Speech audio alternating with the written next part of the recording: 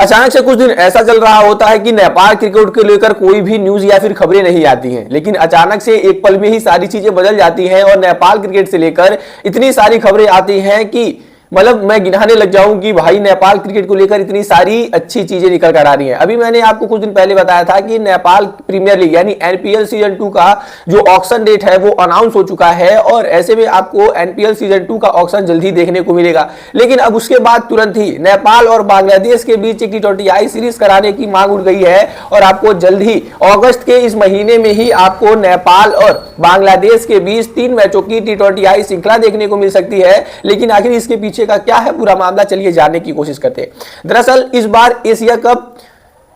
बांग्लादेश के लिए भी इंपॉर्टेंट है, नेपाल के लिए तो वैसे इंपॉर्टेंट नहीं है क्योंकि पिछली बार ये लोग क्वालिफाई किए थे जब वो ओडीआई फॉर्मेट में खेला गया था। इंडिया के खिलाफ इनका मैच भी था, हमने देखा था कि काफी सारे लोग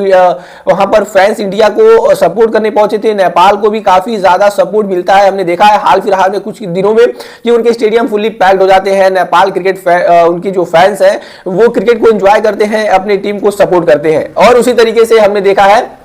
कि नेपाल क्रिकेट के जो प्लेयर हैं वो नेपाल क्रिकेट को ऊपर भी लेकर जा रहे हैं और उनको वो परफॉर्मेंस जो है वो डे बाय डे बढ़ती जा रही है। और इनमें सबसे बड़ा उनका कोई देश साथ दे रहा है तो वो है भारत, क्योंकि भारत उन खिलाड़ियों को जहां पर उनके देश में जो अच्छी फैकल्टी नहीं है कि वो प्रिपेयर कर सके, उतना मेंटली टफनेस नहीं है कि वो प्रिपेयर कर सके, इस वजह से नेपाल जो क्रिकेट है वो भारत से रिक्वेस्ट करती है और भारत उनके रिक्वेस्ट को मान के हम अक्सर देखते हैं कि नेपाल क्रिकेट एसोसिएशन एनसीए यानी नेशनल क्रिकेट एकेडमी इंडिया में आती है और वहां पर वो लोग कई महीनों का कैंप लगाते हैं, हफ्तों का कैंप लगाते हैं और प्रिपेयर करते हैं और अच्छे तरीके से अपने मेंटल, अपने फिजिकल और अपने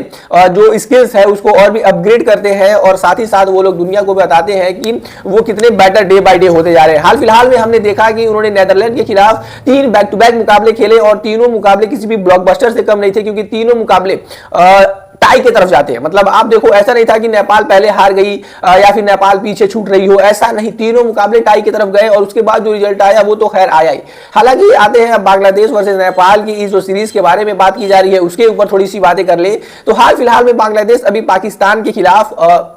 T20I और ओडीआई श्रृंखला खेल कर आ रही है। बांग्लादेश की टीम उनके साथ ये जो T20I श्रृंखला खेल कर आ रही है क्योंकि दोनों टीमों को एशिया कप के लिए प्रिपेयर करना था, इस वजह से ये दोनों टीमों ने आपस में इस सीरीज को रखा जो कि काफी ज्यादा इंपॉर्टेंट था। लेकिन इससे भी ज्यादा इंपॉर्टेंट है ये जो खाली वक्त है, क्योंकि एशिया कप अभी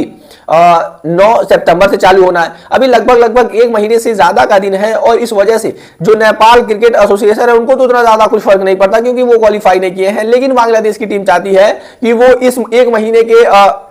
जो टाइम बचा हुआ है इसमें वो लोग एक छोटी सी T20I श्रृंखला खेले और छोटी सा कहने का मतलब कि 3 T20I श्रृंखला खेले, क्योंकि 3 मैचों की कम श्रृंखला आप क्या ही खेलोगे और इससे छोटी चीज क्या ही होगी। हालांकि इनके पास 2 ऑप्शन है। जो क्रिकेट चेयरमैन ऑफ बांग्लादेश है उन्होंने बताया ये 2 टीमों को कंसीडर कर रहे हैं, 2 टीमों के बारे में ये सोच रहे हैं, एक है नेदरलैंड्स और दूसरी है नेपाल, जिसमें नेपाल का जो पलड़ा है वो काफी ज्यादा भारी लगता है और वो हमें ज्यादा इंपॉर्टेंट लगता है। किस वजह से, चलिए ये भी बताता हूं। दरअसल ये नेपाल बांग्लादेश के साथ कहे तो सब कॉन्टिनेंट है और नेपाल को अगर कोई टीम नेदरलैंड्स या फिर नेपाल में अगर कोई टीम चैलेंज कर पाएगी बांग्लादेश को तो मुझे लगता है कि वो बांग्लादेश की टीम है, क्योंकि वो कंडीशन को अच्छी तरीके से रीड करेंगे। नेपाल के जो स्पिनर्स हैं वो बांग्लादेश के बल्लेबाजों को ज्यादा परेशान करेंगे, नेपाल के जो बैट्समैन हैं वो उनके स्पिनरों को अच्छे तरीके से टैकल करेंगे और कहीं ना कहीं वो नेदरलैंड्स की टीम टक्कर नहीं दे पाएगी। और ये मैं इस वजह से कह रहा हूं कि जिस तरीके से हमने हाल फिलहाल में नेपाल क्रिकेट को बूम करते देखा है, नेपाल क्रिकेट को ग्रो करते देखा है, हम सभी ने देखा है कि उनकी बल्लेबाजी लाइनअप में उनकी क्वालिटी बढ़ चुकी है, उनकी गेंदबाजी की उनकी क्वालिटी बढ़ चुकी है और नेपाल क्रिकेट धीरे धीरे अब दुनिया पे अपना वो जो फैन बेस है वो बना रहा है, अपना क्रिकेटिंग जो नेशन होने का वो नाम है वो बना रहा है। और हाल फिलहाल में हमने सौरव गांगुली से, राहुल द्रविड़ से ये सुना था कि वो लोग चाहते हैं ये जो छोटे एसोसिएट नेशन है जैसे युगांडा हो गए, केन्या हो गई, ये जो छोटे छोटे एसोसिएट नेशन है, इन फुल्ली मेंबर जो टेस्ट टीम है उनसे कोई ना कोई 2-3 मैचों की ही श्रृंखला कराई जाए, लेकिन कराई जाए जिसके वजह से इनका भी मनोबल बढ़े और इनके तरफ भी फैन बेस अट्रैक्ट हो और ये लोग भी सोचे कि यार हाँ हमें भी कोई देखने वाला है और हमें भी कोई पहचानने वाला है। ये कहीं ना कहीं जो पिछड़ रहे थे अब इनको भी साथ लेकर चलने की बारी है और इस वजह से बांग्लादेश की अब ये